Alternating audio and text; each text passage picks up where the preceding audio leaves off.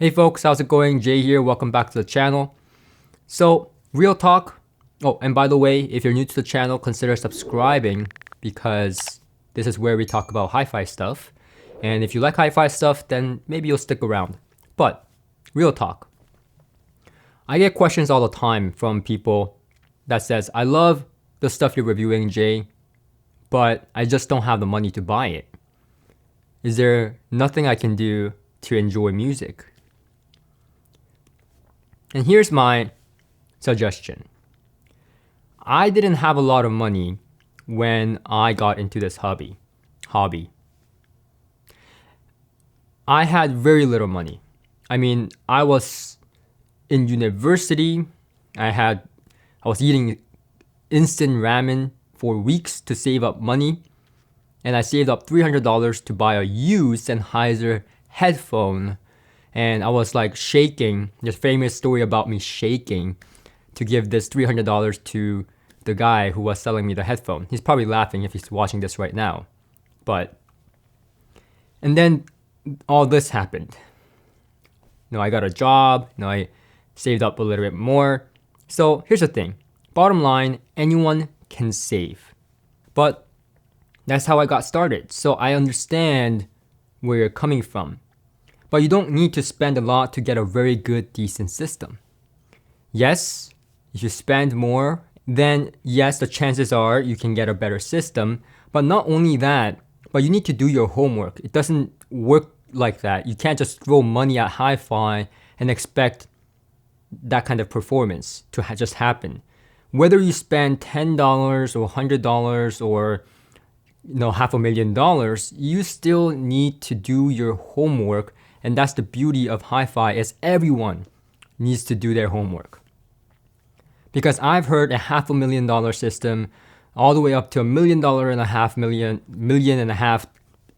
million system that sounded terrible.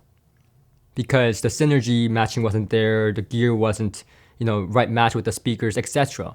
So everyone has to do the homework. So to get the most bang for your buck, and if you want a really good sounding system for the lowest money possible out of your pocket, number one, do your research on the gear and the gear matching. Number two, you don't have to get the next best thing. And I know this channel is called The Next Best Thing Studio. And I may review 3 DACs and say these 3 DACs are great. And I mean it. Every one of those DACs are great in its own way. But you gotta stick with one. You gotta stick with one that fits into your budget and something that I explain and you really like what I'm talking about in that video.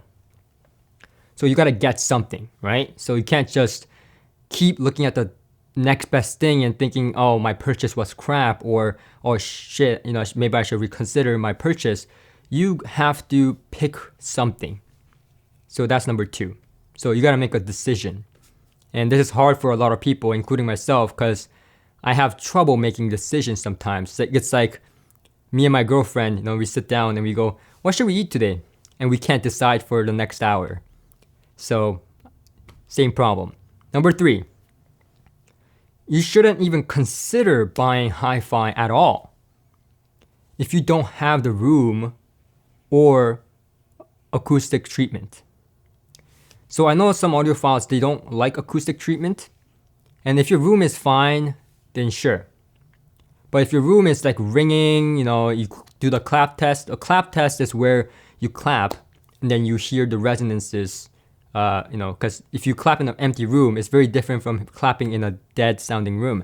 So if you do the clap test and you hear all these rings and reflections, the chances are, it doesn't matter what you get. You can get a $180,000 speaker like the Sonos Faber Aida. It won't sound good. Now, if you don't have the room, where are you gonna put the stuff to make it sound right? The room is half of the game. And unfortunately, that is just reality. So if you don't have the room, then you may be better off getting a headphone, system. And then you run into the question of actually buying gear when you have all that room, acoustic and everything set up. So space has to be right first. And then you consider gear. And then some people will be like, well, Jay, I love the idea of gear, but what can you get for $200? Well, not a lot.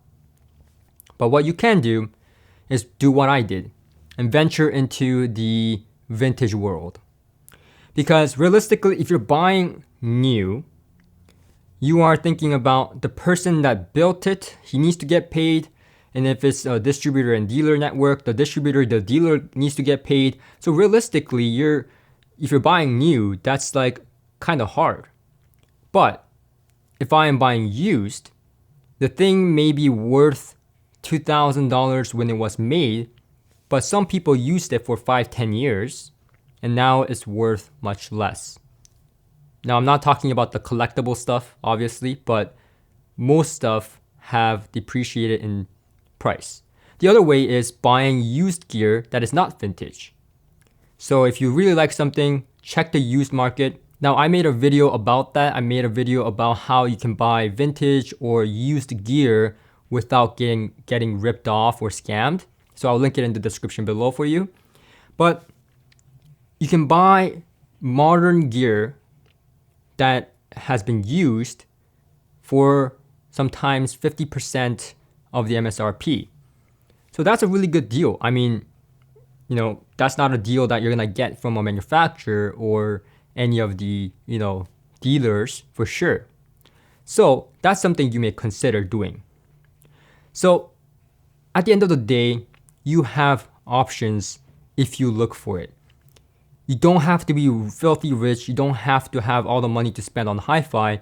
You can save up a little bit and you can try to get the most out of your money if you are struggling for budget to be in this hobby. Because at the end of the day, it's about the music.